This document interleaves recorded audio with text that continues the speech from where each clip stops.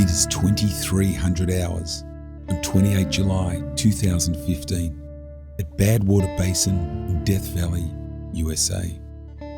Australian ultra runner Mick Thwaites is about to start Badwater, known as the world's toughest foot race, running to Mount Whitney Portal some 135 miles or 217 kilometres away. The race is run on road in the Californian desert in the height of summer. Maximum temperatures are often over 45 degrees and rarely below 40. At night, it doesn't get much cooler. Just 100 of the world's leading endurance athletes are invited to take part.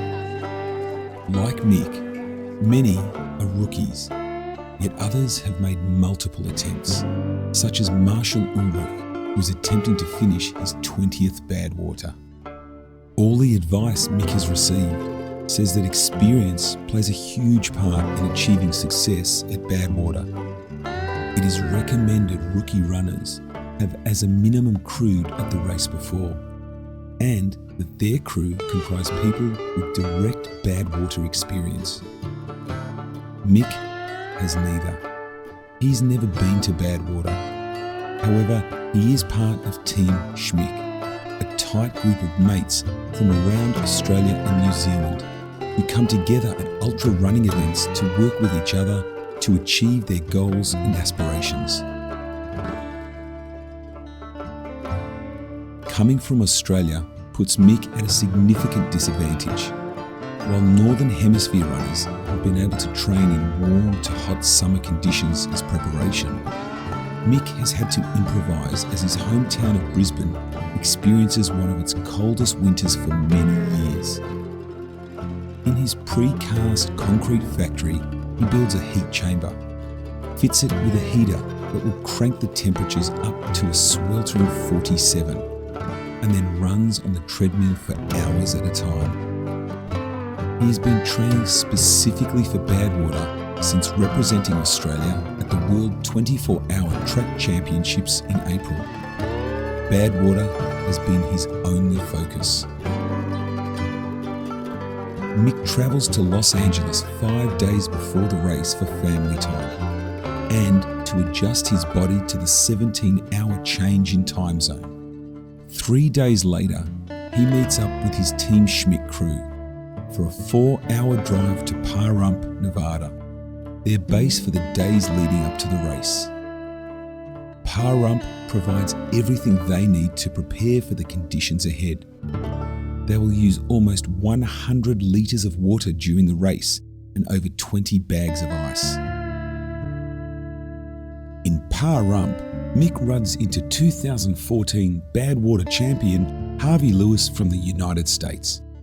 The last time they met was at the 24-Hour Championships in April, when Harvey finished 9th with 255 kilometres and Mick finished 16th with a shade under 248 kilometres. Harvey is once again one of the race favourites. However, Harvey is just one of a number of runners capable of winning the race, including 2011 winner Oswaldo Lopez and race record holder Valmir Nunez. Australian Grant Morn and Nicky Wind are also expected to feature. The race starts in 3 waves, with Mick starting in the last group comprising the faster runners at 11 p.m. The first wave started 3 hours earlier at 8 p.m, and the crew car comes across these runners as they drive Mick to the start line. As the race starts, Mick settles into the cruise phase of his race plan, on or about 5 minute per kilometre pace for the first 60 kilometres. He is running in around 5th to 8th position, running for a time with Lopez and Nunez. Though it's past midnight, the temperature is still hot, and the crew is kept busy keeping Mick cool with water spray and ice. At the 28-kilometre timing station at Furnace Creek, Mick is in 6th position, some 6 minutes behind the leader, Harvey Lewis, who has started at a cracking record pace. 40 kilometres later, at Stovepipe Wells, Mick still holds on to 6th. However, Pete Kostelnik has gone 2 minutes ahead of Harvey Lewis to take the lead, 25 minutes ahead of Mick. While Mick was maintaining planned race pace, he has complained of dead legs and sore quads. Whether it is the heat or something in the preparation, it's hard to know what has caused this. At Stovepipe, the first Shmick pacer is able to join Mick for the first of the race's 3 climbs, 27 kilometres to Towns Pass, with an elevation gain of 1,500 metres. With the legs not feeling right, this is a tough stage. However, it is all to change as Mick hits the downhill on the other side, smashing the downhill at low 4 minute per kilometre pace. The start of the second climb at the 116 kilometre mark at Panamint Springs coincides with the hottest part of the day, with temperatures of 47 degrees Celsius and some of the steepest hills so far. At Panamint Springs, Mick still holds onto 6th position. However, he is now an hour and a half behind the leaders, with runners behind him catching fast. Surprisingly though, Mick sees Harvey Lewis and goes past him as he commences the 29 kilometre climb to Father Crowley's summit. On the climb, Shmick see the 5th place runner from Spain struggling, with his crew saying their runner is suffering stomach issues. It isn't long before Mick overtakes him. The Spaniard retires from the race soon after. Just over the summit is the Darwin turn-off checkpoint. Here the crew checks the performance of earlier runners through, and it confirms Mick has moved up 1 position to 5th spot. The steep and hot Father Crowley climb, however, has taken a toll, and Mick struggles on the start of the 50 kilometre mainly flat stage to Lone Pine. He complains of foot soreness. However, it's only after the race Mick discovers the heat of the road has caused the soles of his shoes to wear much faster than is normally the case. The pace slows, and Team Shmick wonders how long it will take those behind him to move up. The crew start to consider contingency plans if things are to get worse. Crew Chief Rob Donkersloot tells the rest of the team they'll carry Mick to a 44-hour finish if necessary. But ultra runs are normally punctuated with high points and low points. Experienced runners know that a low is usually only temporary, and so it is this time.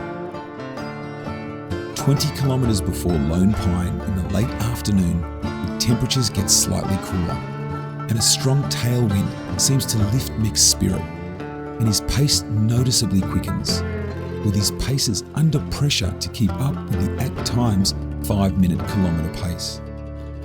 Darkness has fallen as Mick arrives at Lone Pine, the 197 kilometre mark of the race.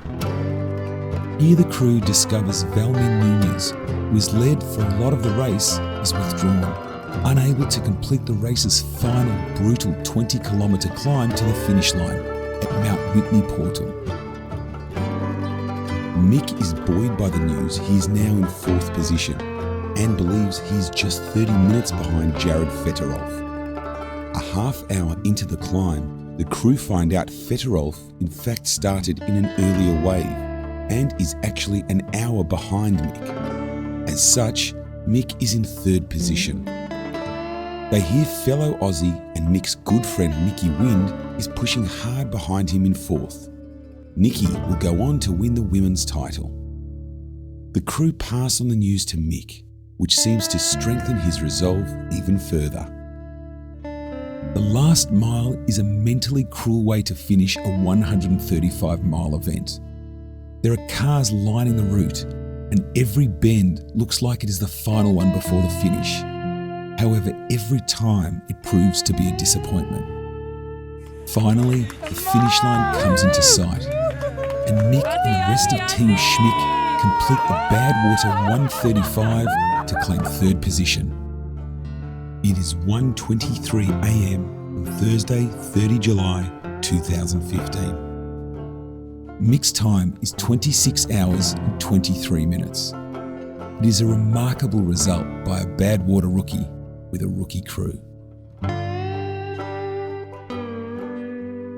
Just 9 hours later, Mick leaves breakfast at a cafe in Lone Pine when he spots Harvey Lewis, as Harvey is about to commence the final 20-kilometre climb. Sometimes races go to plan, sometimes they don't. That's just ultra running. But the desire to finish a race, no matter what time or position is achieved, is a great measure of any ultra athlete. And Harvey Lewis confirms he has that desire. Mick and Team Shmick return to the finish line in the early afternoon to witness later finishers, including Harvey Lewis, completing their race. At the finish line, Harvey's girlfriend has awaited his arrival and is astonished when Harvey drops to one knee and proposes shortly after crossing the finish. Apparently, Harvey only came to the decision to propose during the race, in a moment of enlightenment. His crew had to scramble to make arrangements to have a ring waiting at the end of the race. 97 runners started Badwater 2015. 79 finished the journey, including Marshall Ulrich, who finished his 20th race. While the 2015 Badwater adventure is over for Team Shmick, other events are just around the corner, with 2 of this race's crew entered to run the Great North Walk 100-miler in New South Wales in September. But this time, it will be Mick's turn to pace and crew, while others run now and sleep later. Because that's Team Shmick.